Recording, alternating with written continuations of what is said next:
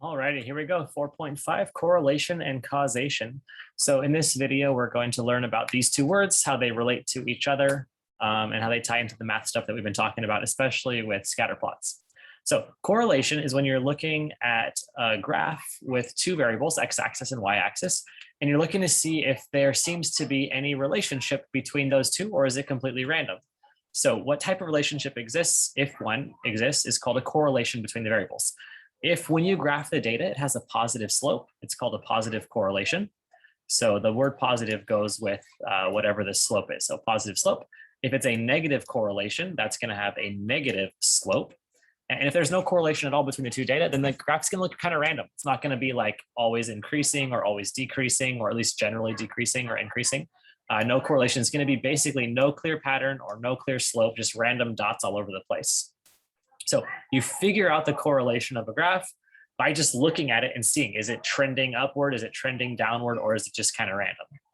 Causation, on the other hand, is looking at the reason behind whatever that correlation was. So you can have correlation on a graph, but that doesn't necessarily mean that one is causing the other. Maybe they're both caused by some third-party thing, or maybe it's random chance. So when you're looking at causation, what you're trying to do is think critically about these two variables and ask yourself, is there a relationship that when you affect one of them, it's causing a change in the other one? So there is only causation if the change in one variable is what is directly causing the change in the other variable. The word causation is obviously used here as a cause. So let's look at some examples to see what this looks like. Number one, example 4 from the book, but first one we're going to look at here, fundraising. Laura is selling scones for a school fundraiser. She records the number of scones she sells and the amount she is paid for each transaction. The table shows her first 6 transactions. Graph the ordered pairs as a scatter plot. Okay, so what we're going to do is transaction 1 through 6 is our points that we're going to plot. So 12, 5. Well, let's first say, okay, this is going to be the x-axis. And this is going to be the y-axis because it tells us here x and y. And our y-axis is ranging from 1 to 12. So I can probably fit that pretty well on the graph that I have. But the x-axis is going from 1 all the way to 36. So how about we count by 5s on the x-axis? So the first one is going to be 5.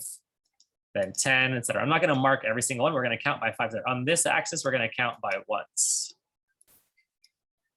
So now we know. So the graph 12, 5 is going to be over 12 and then up 3, 4. So there's 5. So that point is going to be right here. Next one is 6, 3. So over 6, up 3 is going to be right here. 1, 1 is going to be like right here. And 36, 12. So 36 is going to be over 5, 10, 15, 20, 25, 30, 35. So 36 is about right here. Something that's nice to label, this key point right there. And then up 12. So 1, 2, 3, 4, 5, 6, 7, 8, 9, 10, 11, 12. So something like this, that point right there. 24, 11. So 10, 20, 24, up 11. And then 10, 4, over 10, up 4. Okay, so let me go back and highlight in green the points that we plotted. 1, 2, 3, 4, 5, 6. So it's not a perfectly straight line, but I think we can all agree it's pretty obvious that there's some kind of relationship here where the more scones that I sell, the more money I get. So we can answer these questions now. Graph the ordered pairs, done. Is this correlation negative or positive? It is positive because the slope of the line is positive. The more one of them increases, the more the other also increases.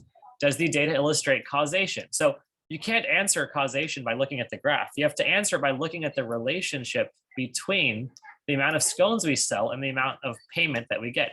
And I think hopefully it's obvious the answer is yes, it is causation. The reason that the payment price goes up is because you are selling more scones and that costs more money. So this is causation, yes. because the price increase is directly because of it is caused by the person getting more scones. Okay, let's go on to our next one. Okay, so these are going to be a little easier. We just have to say whether it's correlation but not causation, or whether it's correlation and causation. So each one will have to think critically about whether or not that is being caused. So let's just do, say, number 8, number 10, and number 12. So number 8, local hardware store notices a positive correlation between the number of snow shovels and the pounds of salt purchased each day. So just because you buy more snow shovels doesn't directly mean you have to sell more salt or buy more salt. So there's no causation, but you might think, well, then what would cause that? Well, it turns out that when it's snowing heavily, both snow shovels and salt help you clear the snow off of the path.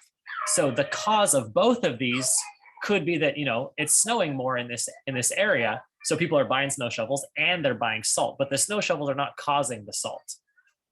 Number 10, when doing his taxes, Joseph found that the amount of his commissions was positively correlated with the number of appliances he sold each week. So commission is the amount of money that you earn. So he's earning more money when he sells more appliances. So without knowing too much more about his job, I would say that is directly caused. The reason he's getting the increase in commission, the increase in money, is directly because or caused by the fact that he's selling more appliances.